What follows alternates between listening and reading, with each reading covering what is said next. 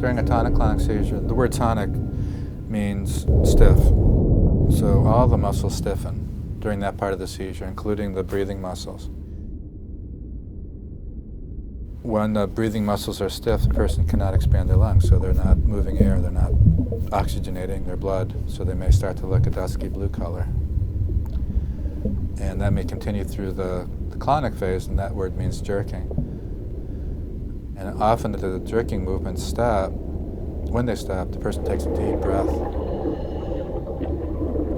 which is the part of the brain trying to reestablish the normal concentrations of oxygen and carbon dioxide in the blood. So that dusky blue color, what we call cyanosis, may be part of a convulsive type seizure.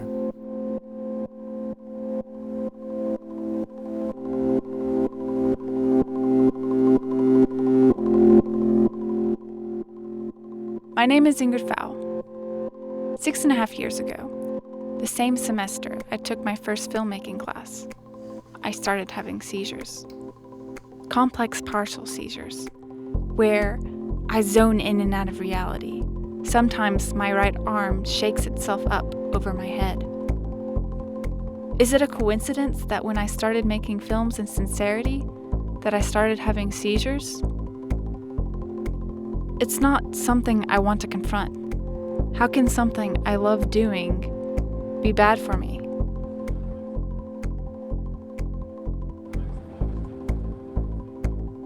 I am looking for answers. I don't know anyone else with epilepsy. Even though I know I'm not the only one experiencing it, I feel alone. I feel like I have to meet other people with epilepsy to learn more about myself. Why would it be scribbles? Because when I think of epilepsy, I think of a 5-year-old scribbling on the page. That's epilepsy for me. It's just a clusterfuck. When you're having a seizure, it's like one side is just misfiring constantly. So I think of just static. They call it grand mal tonic-clonic seizures. Started when I was approximately 12 years old. I actually came home with what I thought was a migraine headache and told my mom that I just needed to go lay down. And when I laid down, that's the last thing I remember.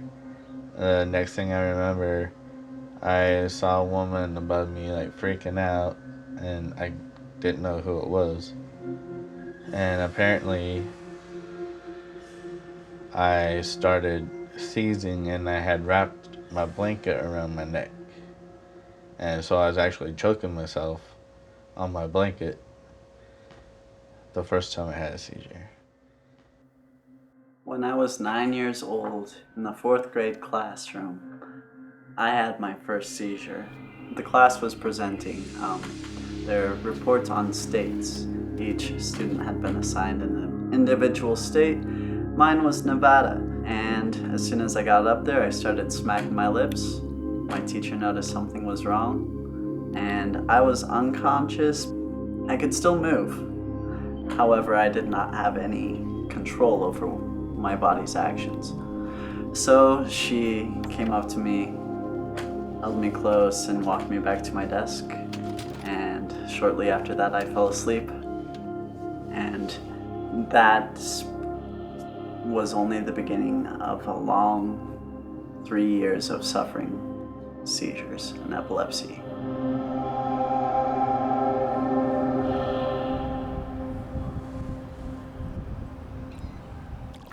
My name is Jennifer Levine. I'm from Detroit, Michigan, and I'm 37 years old. Oh, I thought there was a big gigantic crowd for a second. I have two little humans. One is Jacob, who's 13, and Miriam, who's 9 years old. I thought the English picture was just drinking tea. Well, we should do the pinkies out. Pinkies out. I grew up in a very violent home. My father beat my mother beat my brothers. Apparently when she was like 7 months pregnant with me, he pushed her down a flight of stairs. She landed on her belly. She went into labor with me. So I was breeched with a cord wrapped around my neck. Around 5, my mom said I started having nightmares where I would climb up the wall. And then they started happening in the daytime. They would turn the TV on, and maybe the TV would lose reception. And then as soon as it went shh, I was on the ground. And usually then my lips would turn blue, and I'd wake up in the pediatrician's office. It got bad. What would happen was I'd have a lot of them. They then would wait till any physical signs of abuse would go away, and then they would take me to the doctor. And then I think I left home around 16 and continued to have seizures. And then around 18, 19, they stopped. And then nothing until last March when I fell in the grocery store. And then they were trying to find the source of it, which they thought was a head injury. But then they said, no, the only source they can figure out is the violence that I experienced as a child. So how's it been going? Well, this past week, 5 out of the 7 days, I had 1 seizure a day, probably. Look over here. Look up. Look down. Neurologists have never seen me have a seizure. Meeting all these other people with epilepsy gave me the courage to sign myself up to the UAB Epilepsy Center. While there, I was hooked up to an EEG 24/7 and not allowed to leave the room. A camera was always on me.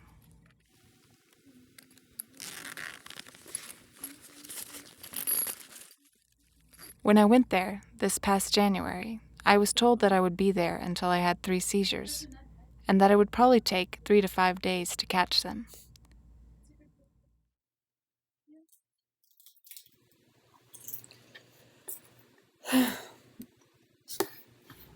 They recorded me having 5 seizures within 1 day. So you're one of those big gulp. This is one of them. So do you work here at UAB? I used to work at UAB Okay. for that place. I'm a Spanish interpreter. Oh, okay. Well, we might just hire you because we need you. And Tate over here, baby. You okay? Are you reading? Are you having an event? Did you have an event? No. You sure? Yeah, you had something. I'm just going to mark the tape, okay? Tell me your name. Can you tell me your name? What's your name? There's something weird about watching yourself zone out on video. Tell me your name. It's something I've been waiting to see. Huh? What's your name? No one had ever caught me having a seizure on video before.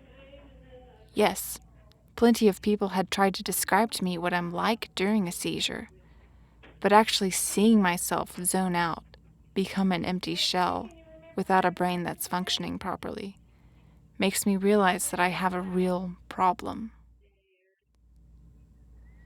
This video is a permanent memory now, even though I do not remember the actual seizure happening.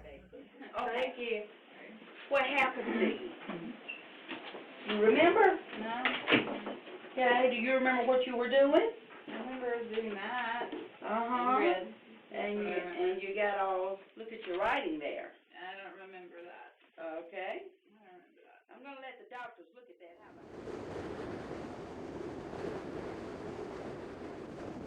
about I think as a child I had seizures, but I'd never realized that till I was in this field, and they stopped on their own at some point during my childhood, so they never came to medical attention. I got interested in neurology after realizing I was fascinated with how the brain works.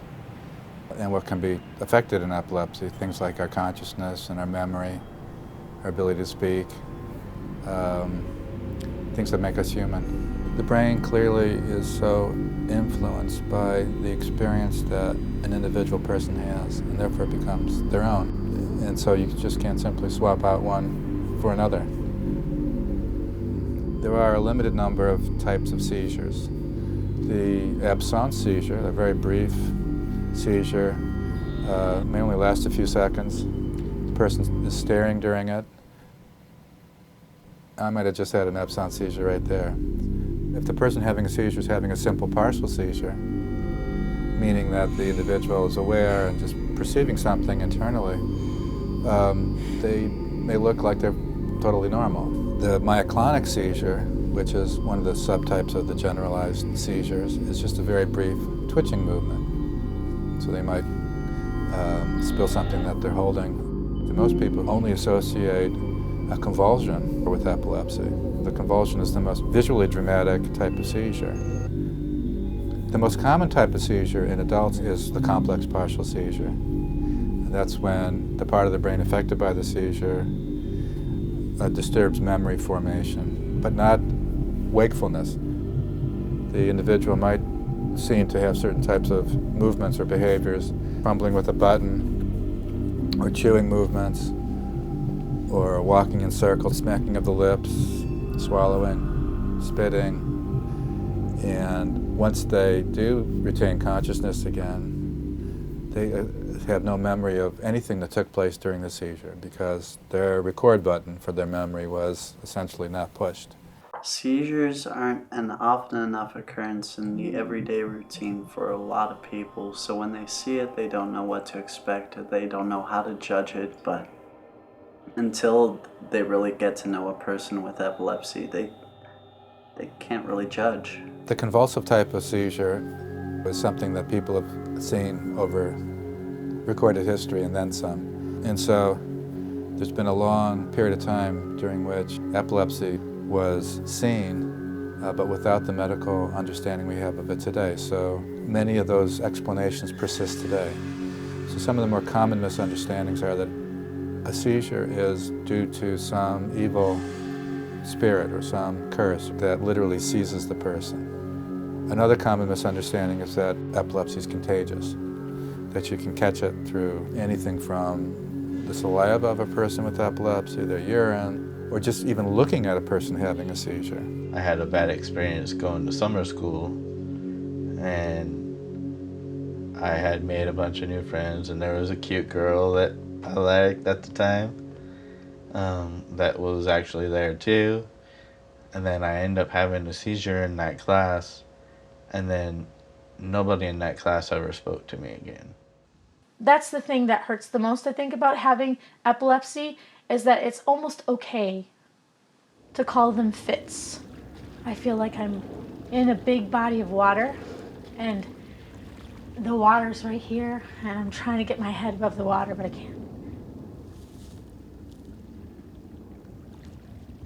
It's just there. I'm trying to get just above.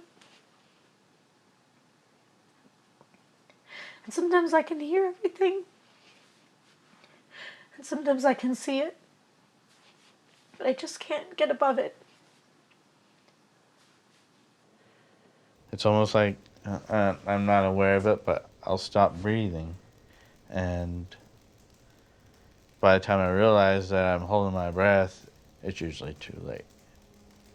I become a prisoner in my own body because I will be sitting here being fine. I could be talking to you just like we are. And all of a sudden I'd stop. But my mind would be like, oh, it's happening. It's happening. And these guys don't even notice it. And then all of a sudden my neck is just constantly just going like this, trying to wind back as tight as it can. And then I'm out. And then I will wake up and I won't have a clue who anyone is. I remember waking up and I thought one of my best friend's mom was an angel because she was so beautiful, and I thought I was dead or something. A seizure can be fatal. particularly a convulsive type of seizure. If a person has one and is face down in a pillow, they might smother to death. You know, they're riding a bike, they have a seizure, fall off in the middle of traffic, walk off a subway platform. Then there's a condition or a cause of death with, right now we call it SUDEP, which is a medical diagnosis that goes by a name that just describes what it is, and that is sudden unexpected death in epilepsy. But it doesn't describe what causes it.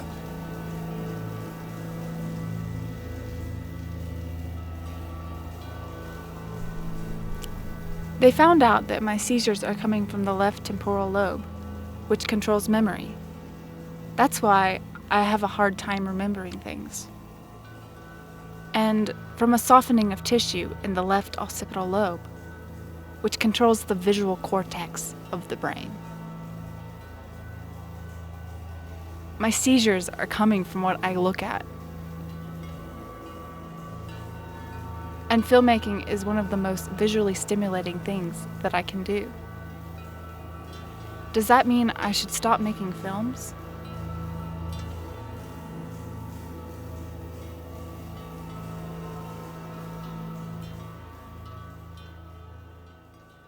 There's only one seizure that I remember. I was sitting on my living room floor playing solitaire. I began to smack my lips like I normally would before a seizure. And my mom noticed and asked me, okay, Chase, what is your name? And having stated my name in the question, you would think I'd be able to respond right back, but my response was black. In the back of my head, I could not think of my own name, and the only word coming to my mind was black. She asked me 5 other questions, black. And I woke up from it and started crying, and my mom gave me a hug, and she told me, we're going to fix this. Epilepsy can be curable. And by curable, I mean that all symptoms go away and there's no further need for medication. It got really bad. It got worse in September. It just kept getting worse. And then in December, like 3rd, the chief of neurology took over my case and said that I was having 1 every 15 seconds, according to the EEG. So they said that they wanted to try brain surgery, but the only thing they could do was this vagal nerve stimulator. And it's a small electronic device that's implanted into the muscle, just an intramuscular hair, and they wrap a little electrode around the vagal nerve, and you just swipe it, right? Because you don't want to hold it over that. And then what it does is it's stimulating. So it's stimulating the brain, but the vagal nerve runs right along your windpipe or your larynx. And so when it stimulates, it kind of takes away your voice a little bit. Now, if I had this up to the medicated level, my voice would sound like this every time it's stimulated, which kind of feels like someone's squeezing your throat a little bit, which makes it really hard to talk. I had been seeing a local neurologist for probably a period just under a year before he decided that maybe me seeing if I could qualify for the procedure was the best option. Pre-op, they took out a portion of my skull, I'd say it was about yay big, and freeze-dried it. They had placed the grid on that section of my brain, done all the testing via electrodes and monitoring my seizure activity and normal activity and whatnot.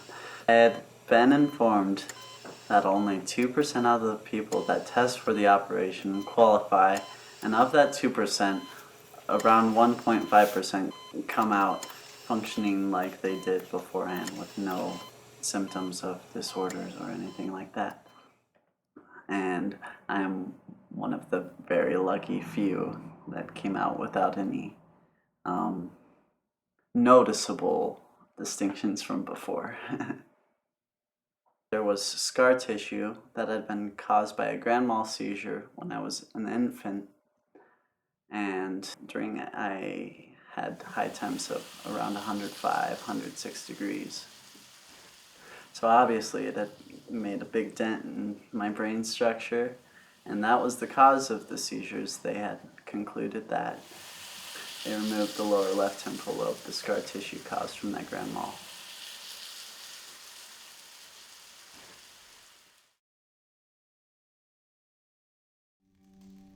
I think it has affected me quite a bit, actually.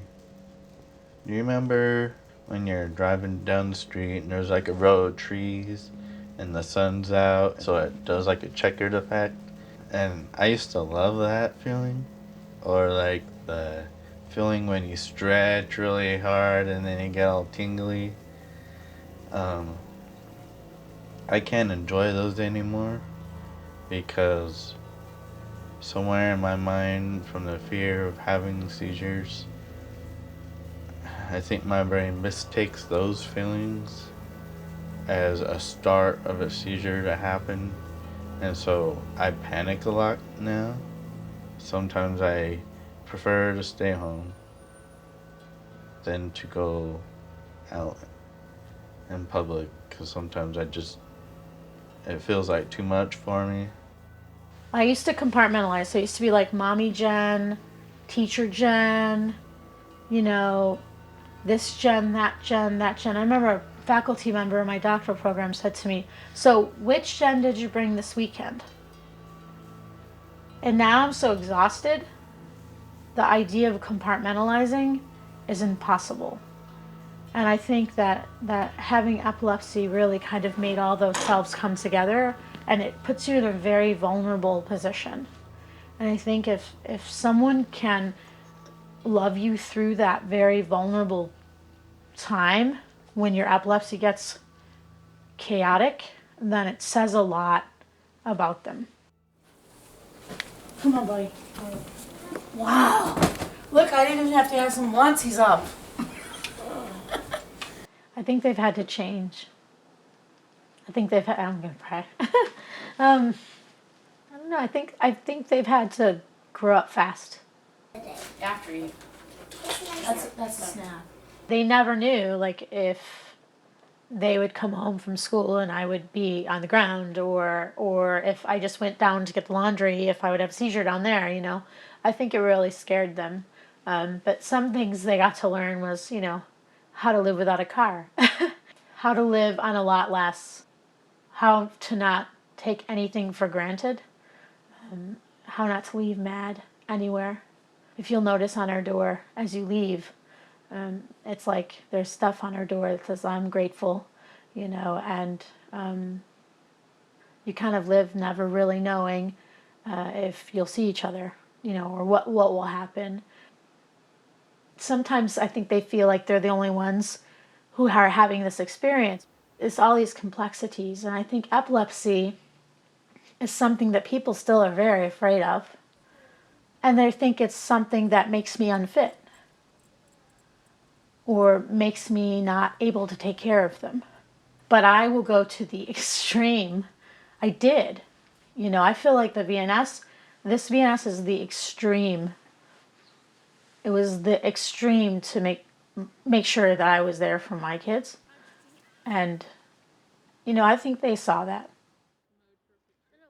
People with epilepsy shouldn't be defined by the fact that they have epilepsy any more than a diabetic, you know, person with diabetes, but rather as somebody who happens to have epilepsy but is also a gifted artist or musician or politician, or in spite of all their problems were able to run a marathon or come to the doctor's office by themselves finally. Whatever is their Mount Everest to climb. At 10, I had the dream of becoming a rock star, and I did not let my disorder get in the way. I did not consider it a disorder. I just considered it part of me. But with the option of ridding of epilepsy, I took that chance. During my 4 years here at MSU, I studied classical guitar one-on-one with Professor Vidian. And yeah, it's definitely influenced my style and how I like to play.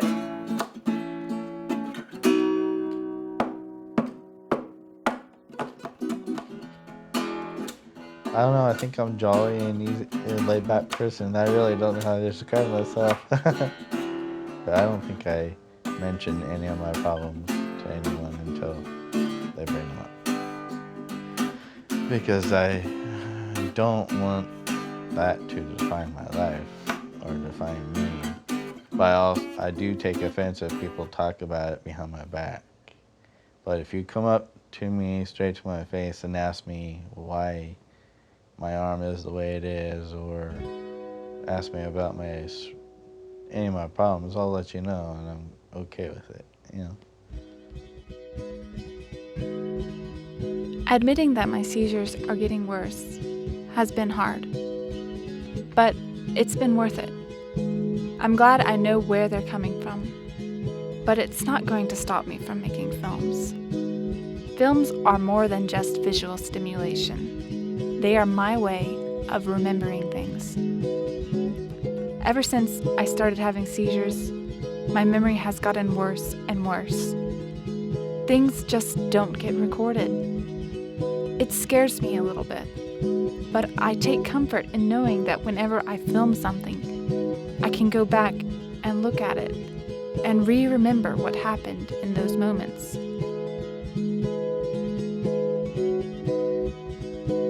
Zoning in and out of reality and losing memory has been worth all the interviews and stories I've been able to record. When I film someone, something magical happens. All of a sudden, your differences don't matter. You can ask them anything you want, and they will answer you as though they've known you their whole lives.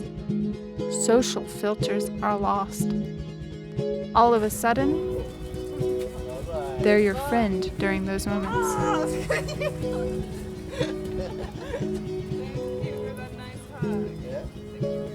I don't feel alone anymore. I feel like I'm finally emerging from my sea of questions and catching my breath. I know why I have seizures and why I love filmmaking. And that's enough for me, for now.